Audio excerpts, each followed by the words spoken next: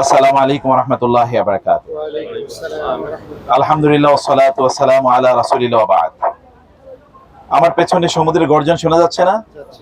এই সমুদ্রের গর্জন কি বলে জানেন আপনারা? আল্লাহ সুবহানাহু ওয়া তাআলা তাসবিহ করছে তারা। ইউসাব্বিহুর রা'দু বিহামদি ওয়াল মালাইকাতু মিন খিফাতিহি। সমুদ্রের এই ঢেউ, আকাশে আমরা যেই মেঘের গর্জন শুনতে পাই, এগুলো সবই আল্লাহ তাসবিহ পড়ে, আল্লাহর প্রশংসা আদায় করে। আল্লাহ সুবহানাহু ওয়া তাআলা বলেছেন, ইউসাব্বিহু লিল্লাহি মা ফিস সামাওয়াতি ওয়া মা ফিল আরদ। সাব্বাহা লিল্লাহি মা ফিস সামাওয়াতি ওয়া মা ফিল আরদ। আসমান জমিনে যা আছে সব কিছু আল্লাহ তাসবিহ করছে। এবং অন্য আয়াতে আল্লাহ বলেছেন, ওয়ালাকিন লা তাফকাহুনা তাসবিহাহুম। তোমরা সেই তাসবিহটা তোমরা শুনতে পাও না, বুঝতে পাও না, কিন্তু এগুলো তাসবিহ করছে তার নিজস্ব ভাষায়। এই যে আপনারা গর্জন শুনছেন সমুদ্রের, এই গর্জনের ভাষা হলো কি? তার তাসবিহের ভাষা, সেই ভাষায় তাসবিহ করে। এখন আমরা এখানে কেন এসেছি? This is a very big and important question. কেন আমরা এখানে এসেছি?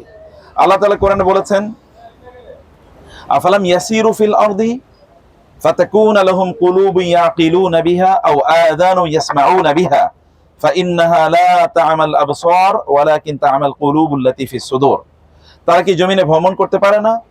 তাহলে তাদের অন্তরগুলো এমন হবে যে অন্তর দিয়ে তারা বুঝতে পারবে, এবং তাদের কানগুলো এমন হবে যে কান দিয়ে তারা শুনতে পাবে। কারণ মানুষের চোখ অন্ধ হয় না, অন্ধ হয় কি? অন্তর। অন্তর মূলত অন্ধ হয়, চোখ দিয়ে দেখি কিন্তু তারপরে সে শিক্ষা নেয় না। এই কারণে জমিনে যখন আমরা সফর করি, আমরা ভ্রমণ করি, তখন মূল উদ্দেশ্য থাকে আল্লাহর সৃষ্টি দেখে আল্লাহর প্রতি ঈমানকে আরো কি করা? আরো শক্তিশালী করা। এটা দেখার পরে আমাদের বলা উচিত সুবহানাল্লাহ। কি বলা উচিত? এগুলো বলতে সুবহানাল্লাহ। আর আমরা যদি সুবহানাল্লাহ না বলি তাহলে কেমন হতে পারে বলেন তো? এগুলো কিন্তু সুবহানাল্লাহ বলছে। এবং এই কারণে আল্লাহ তাআলা বলেছেন যে তোমরা কি এই আল্লাহর আসমান এবং জমিন নিয়ে তোমরা সৃষ্টি করতে পারো না? তোমরা এগুলো নিয়ে চিন্তা করতে পারো না? তাহলে তোমরা দেখতে পাবে, ইন্না ফি খালকিস সামাওয়াতি ওয়াল আরদি ওয়া ইখতিলাফিল লাইলি ওয়ান নাহারি লাআয়াতিন লিউলিল আলবাব আল্লাযীনা ইয়াযকুরুনাল্লাহা কিয়ামান ওয়া কুউদান ওয়া আলা জুনুবিহিম ওয়া ইয়াতাফাক্কারুনা ফি খালকিস সামাওয়াতি ওয়াল আরদি রাব্বানা মা খালাকতা হাযা বাতিলান সুবহানাকা। এগুলো দেখার পরে বলতে হয় সুবহানাল্লাহ। কারণ এগুলোকে আমরা তৈরি করতে পারতাম বলেন তো? এই সমুদ্র, পৃথিবীর সকল মানুষ যদি একত্রিত হয় একটা সমুদ্র বানাতে পারবে? পারবে না। এই পানি ছাড়া আমরা কি বাঁচতে পারতাম? এবং দেখেন সূরা আর রহমানে আল্লাহ তাআলা বলেছেন, মারাজাল বাহরাইনি ইয়ালতাকিয়ান বাইনাহুমা বারযাখুন লা ইয়াবগিয়ান ইয়াখরুজু মিনহুমাল লু'লু'ু ওয়াল মারজান। এই সমুদ্র থেকে কি আসে? প্রবাল, মুক্তা, মণিমুক্ত। এখান থেকে কিন্তু সবচেয়ে দামি পাথরগুলো কিন্তু এখানে পাওয়া যায়, সবচেয়ে মূল্যবান। আবার এখানে আমাদের জন্য রিজিক আছে কি?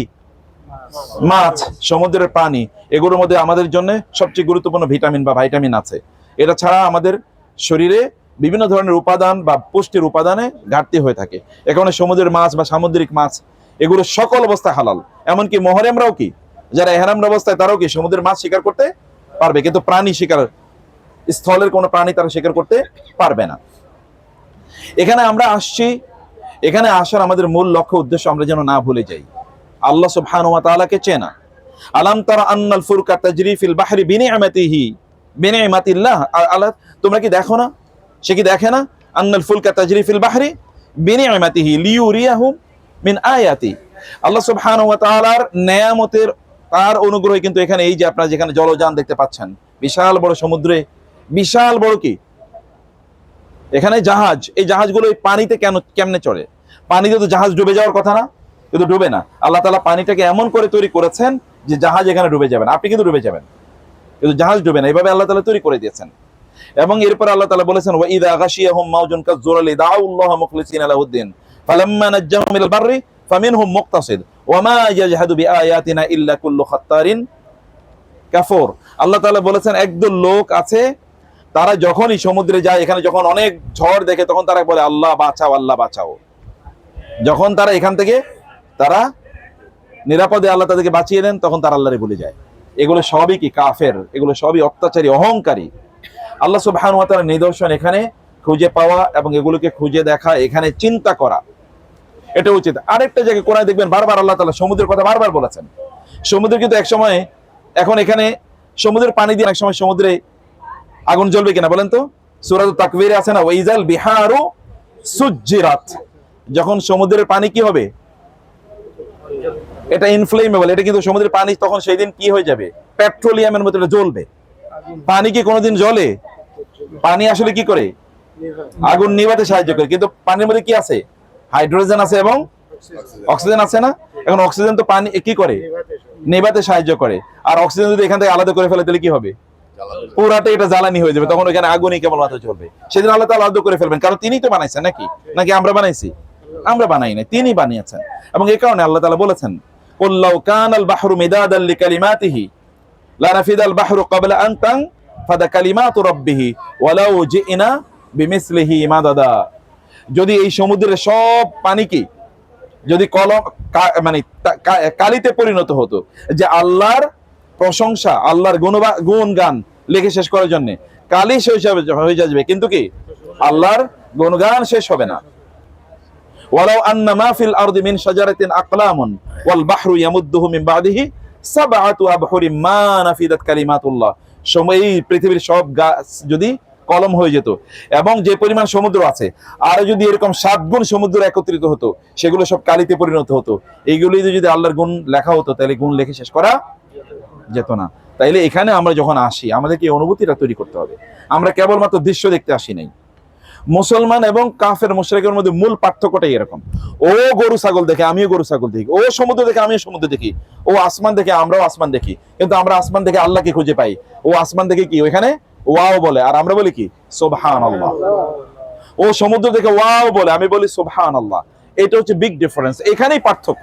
নাহলে ওর চেহারা এবং আমাদের চেহারা কি, ও যা খায় আমরা তা খাই, ও যেভাবে চলে আমরা এরকমই চলি, ও মানুষ আমরা মানুষ। কিন্তু পার্থক্যটা মূলত এই অ্যাপ্রোচে, এখানে লার্নিং এ, যে আমরা কি অ্যাপ্রোচ নিয়ে এগুলো দেখি এবং আমরা এখান থেকে কি শিক্ষা নেই। এখানে আপনারা এসছেন, এখানে আপনারা দেখতে পাচ্ছেন কাফেরদের উদাহরণ দিকে, তাদের আমলের উদাহরণ দিকে আল্লাহ তাআলা বলেছেন, আও কাযুলুমাতিন ফি বাহরিল লুজ্জি ইয়াগশাহু মাওজুম মিন ফাওকি মাওজুম মিন ফাওকি সাহাব যুলুমাতুম বাদুহা ফাওকা বাদ। আপনারা জানেন যে সমুদ্রে পানির 40 মিটার নিচে কি সূর্যের আলো সবগুলো পাওয়া যায়। 40 থেকে 200 মিটার নিচ পর্যন্ত কেবল একটা আলো পাওয়া যায়, নীলটা। 200 মিটার থেকে 1000 মিটার পর্যন্ত আর কোনো আলো থাকে না। এই কারণে 40 মিটার কেউ আনএইডেড, অর্থাৎ ডুবুরিরা কোনো জিনিস ছাড়াই তারা যেতে পারবে। 200 মিটার পর্যন্ত তারা এইড নিয়ে যাওয়া লাগবে। এইড কি, অর্থাৎ ওই যে ডুবুরি যে সরঞ্জাম নিয়ে যাওয়া লাগে। আর যদি কেউ 1 কিলোমিটার পর্যন্ত নিচে যায়, এইড মিট যা নিয়ে যাক না কোনো বাইসা আসতে পারবে না। আল্লাহ বলেছেন কাফেরদের অবস্থা হলো এরকম। ওরা এরকম অন্ধকার, এখন কি এটা অন্ধকার, এমন সে যদি তার হাতও এগিয়ে দেয়, বাড়িয়ে দেয়, তাহলে সে হাতও খুঁজে পাবে না।